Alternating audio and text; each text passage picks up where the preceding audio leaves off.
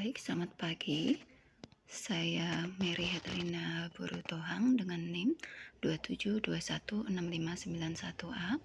Pada saat ini saya akan menjelaskan mengenai aplikasi bioteknologi dan saya mengambil tema mengenai polymerase chain reaction atau PCR. Pengertian dari PCR. Polymerase chain reaction atau PCR pertama kali ditemukan oleh Carrie B. Muklis pada tahun 1983 dan dikembangkan pada tahun 1985.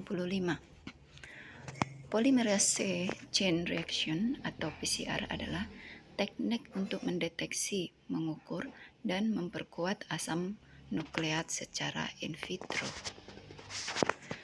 Prinsip kerja yang digunakan pada PCR yaitu mencontoh bagaimana DNA di dalam tubuh manusia diperbanyak, atau nama lainnya yaitu replikasi DNA.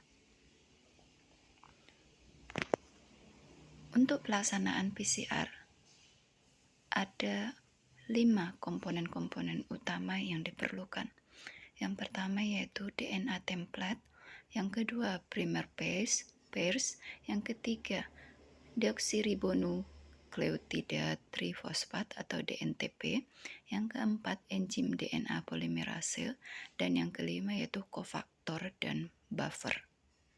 Ini adalah gambar dari komponen-komponen utama PCR.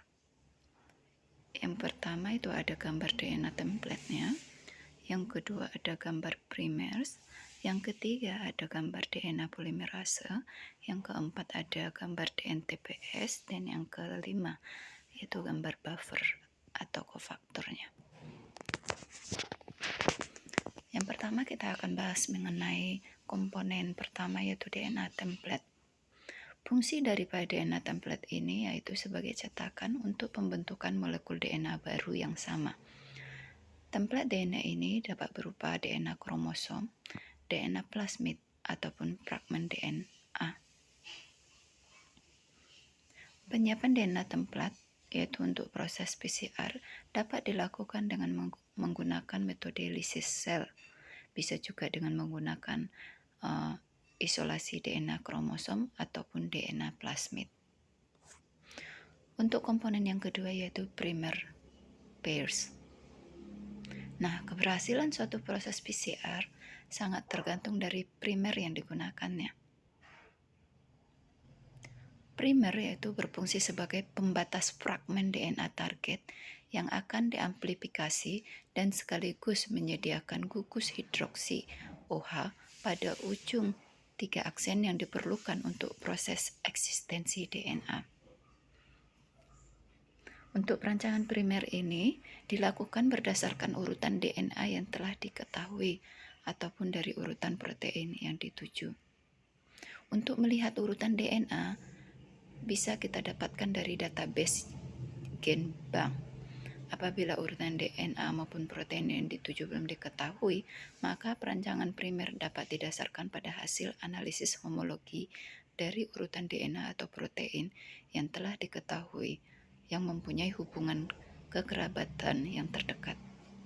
Nah, untuk primer pairs ini ada kriteria-kriteria dalam perancangan primernya. Yang pertama, kriteria pertama yaitu panjang primer. Untuk merancang primer, kita perlu memperhatikan panjang primer yang akan dipilih. Umumnya panjang primer yaitu 18-30 basa. Primer dengan panjang kurang dari 18 akan menjadikan spesifisitas primernya akan rendah dan memungkinkan terjadinya mispriming atau penempelan primer di tempat lain yang tidak diinginkan. Hal ini akan menyebabkan berkurangnya spesifisitas dari primer tersebut. Nanti akan berpengaruh pada efektivitas dan efisiensi proses PCR.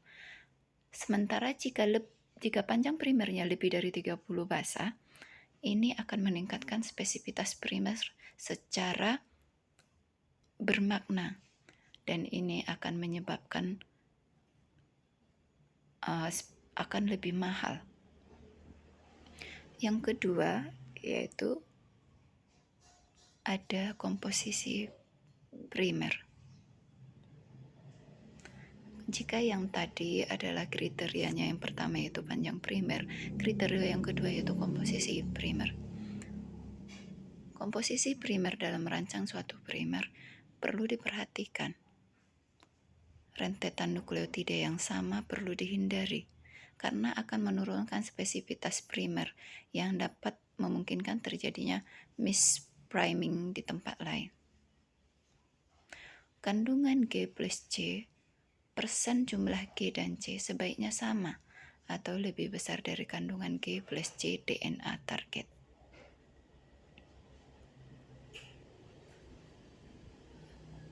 Selain itu, urutan nukleotida pada ujung 3 aksen sebaiknya G atau C. Nukleotida A atau T lebih toleran terhadap mismatch daripada G atau C. Dengan demikian akan dapat menurunkan spesifisitas primernya. Kriteria yang ketiga yaitu melting temperature atau TM, yaitu temperatur di mana 50% untai ganda DNA terpisah. Untuk pemilihan melting temperature ini sangat penting karena akan berpengaruh di dalam pemilihan suhu annealing proses PCR. Melting temperature ini berkaitan dengan komposisi primer dan panjang primer. Secara teoritis, melting temperature primer dapat dihitung dengan menggunakan rumus 2 dalam kurung A plus T ditambah 4 dalam kurung C plus G. Sebaiknya, melting temperature primer berkisar antara 50 sampai 65 derajat Celcius. Dan kriteria yang keempat yaitu interaksi primer prime. Interaksi primer prime seperti self-homology dan cross-homology harus dihindari. Demikian juga dengan terjadinya mispriming pada daerah lain yang tidak dikehendaki. Karena semuanya ini menyebabkan spesifisitas primernya akan menjadi rendah. Selain itu, konsentrasi primer yang digunakan akan menjadi lebih berkurang selama prosesnya. Dan hal ini akan berpengaruh pada efisiensi proses PCR-nya. Komponen yang ketiga daripada PCR yaitu deoksiribonukleotida trifosfat atau disingkat dengan DNTP. Nah, DNTPS merupakan suatu campuran yang terdiri dari DATP, deoksiadenosin trifosfat, dan DTTP, deoksitimidin trifosfat.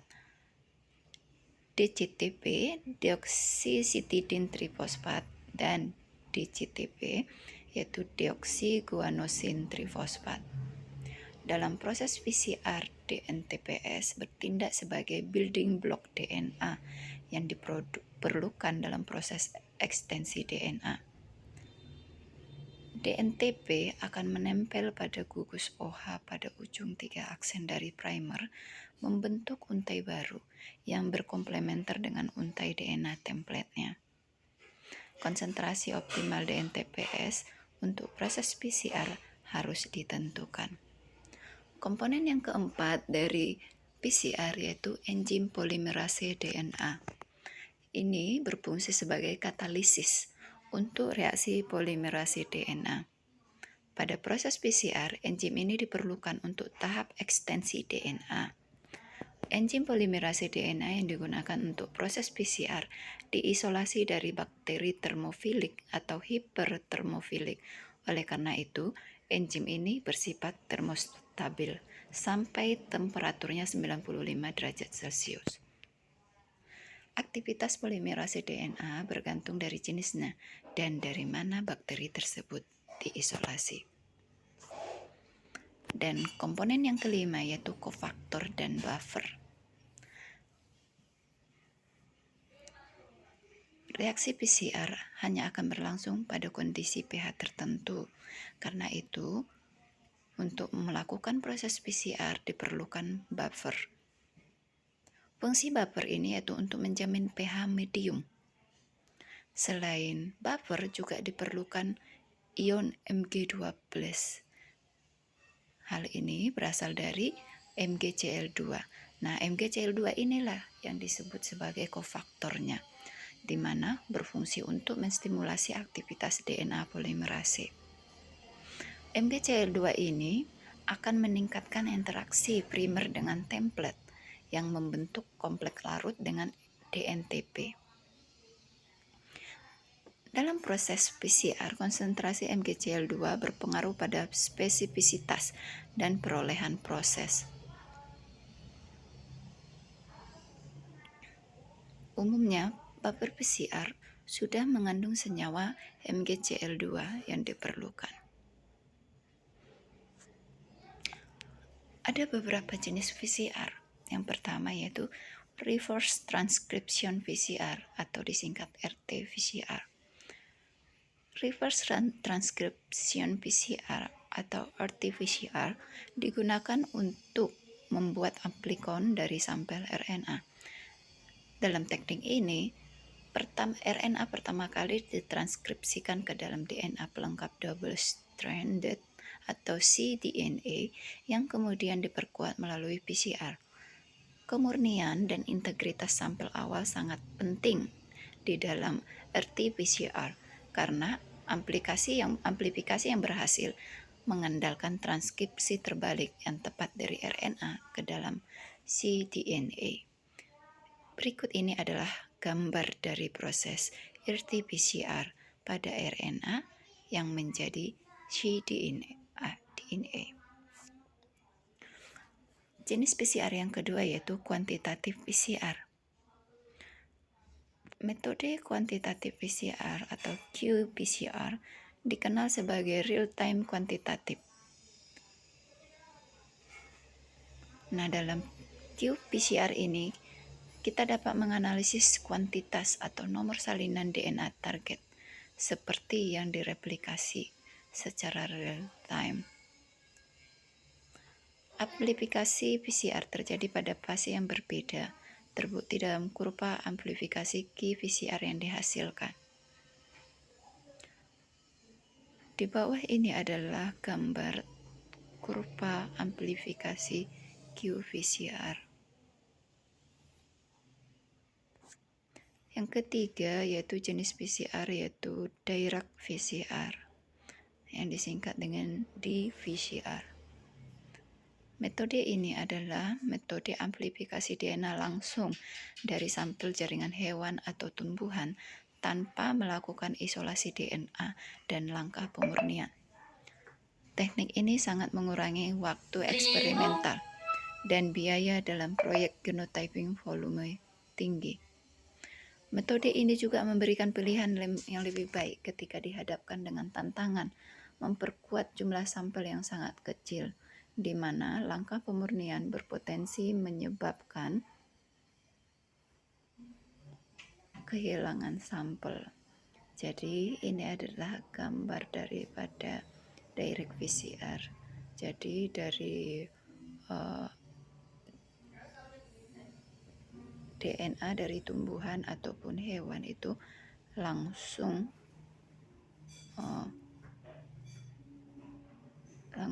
di PCR.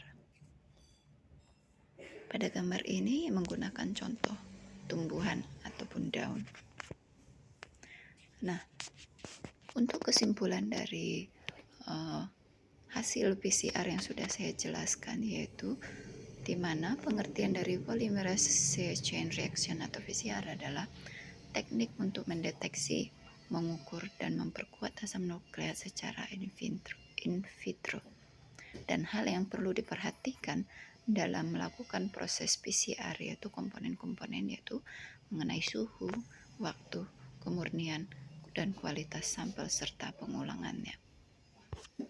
Demikianlah yang dapat saya jelaskan mengenai aplikasi bioteknologi terutama mengenai PCR. Terima kasih dan selamat pagi.